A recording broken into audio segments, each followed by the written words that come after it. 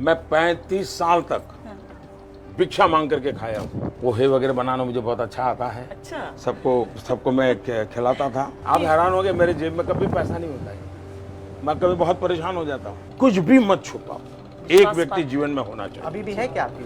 है, मैं नाम नहीं बताऊं। अभी भी है? अभी भी है। गुजराती जो होता है उसको पैसे का बड़ा ध्यान होता है। एक लोग बहुत सारे मुझसे पूछते हैं मोदी जी अपनी सैलरी का क्या करते हैं। एक मैं आपसे ये पूछना चाहती हूँ, दूसरा आपकी माँ आपको बड़े प्यार से पैसे पकड़ाती है, आप उन पैसों का क्या करते हैं? एक तो मेरी माँ ने मुझे जो हमेशा क्या देती है, ज्यादा से ज्यादा शायद एक बार 11 रुपया दिया था, ज्यादा से ज्यादा। तो नारियल और मिश्री मिली थी। ज्यादा। लेकिन एक बार उसने मुझे 5000 रुपये दिया। अच्छा। 5000 रुपया, तो मैं सरप्राइज था जी। तो सुबह मैं जन्मदिन था तो माँ को मिलने गया, तो उसने मुझे 5000 रुपये दिए। मैंने कहा माँ क्या बात है? तो बोले ये कश्मीर, उस समय कश्मीर में बाढ़ आई थी। अच्छा। तो माँ ने कहा कि उनको दे देना। तो मैं इन पैसों को कहीं ध्यान तो नहीं रहता, लेकिन दे देता हूँ, फिर बता देता हूँ कुछ कर लेना। आप हैरान हो गए, मेरे जेब में कभी पैसा नहीं होता है। मैं कभी बहुत परेशान हो जाता हूँ। तो हर एक बार मैं कहीं गया तो कोई कार्यकर्ता रिसीव करने आएगा, मेरे पास पैसे नहीं थे। जो रिसीव करने वाला आना था वो बेचारा पहुंचा नहीं। मेरे पास पैसे नहीं थे, जहाँ जाना था उसका पता नहीं था। ऑटो रिक्शा को पैसे दूँ, क्या करूँ? मैं खड़ा रहा बड़ी देर तक। जब वो आया तो बाद में उसको लगा कि तो मैं चला गया हूँ, तो मैं प्लेटफॉर्म पर बैठा रहा। 2-3 घंटे के बाद मेल बैठा, तब जाकर मैं पहुंचा। पैसे वैसे रखता नहीं मैं। आपका बेस्ट फ्रेंड फॉर लाइफ कौन है? BFF? जब मैं संघ का काम करता था तब एक लक्ष्मण राव जी नामदार करके थे, वकील साहब हम कहते थे, जिनके जीवन पर मैंने एक किताब लिखी है। तो मेरा मन करता था कभी कि मैं उनको कहूँगा कि ऐसा हुआ।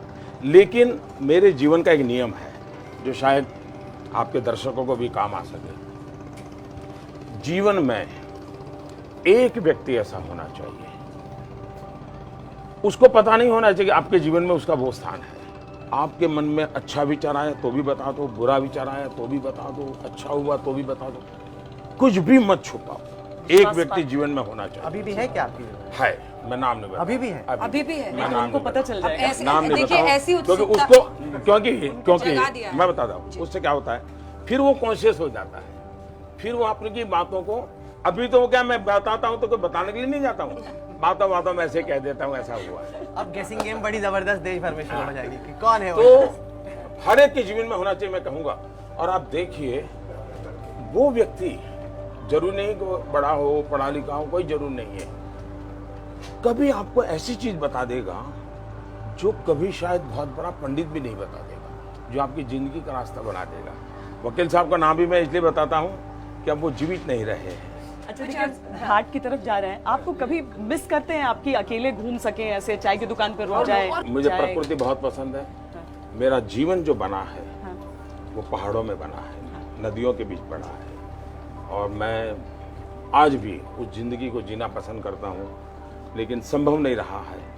और मेरे पास त्याग करने के लिए कुछ है ही नहीं, तो यही है मेरी अपनी इच्छाएं, उसी को मैं त्याग कर दिया। घर पर भी खुद से चाय बना पाते हैं अपने? अभी भी मैं खाना पका सकता हूँ जी। अच्छा। अभी, हाँ। आपकी मैं फेवरेट डिश क्या है? बढ़िया क्या बनाते हैं? बढ़िया रेसे ऐसा है। देखिए, मैं जिंदगी से भैया लोग सुन करके हैरान हो जाएंगे जी, क्योंकि ये कभी इस प्रकार की बातें आई नहीं है।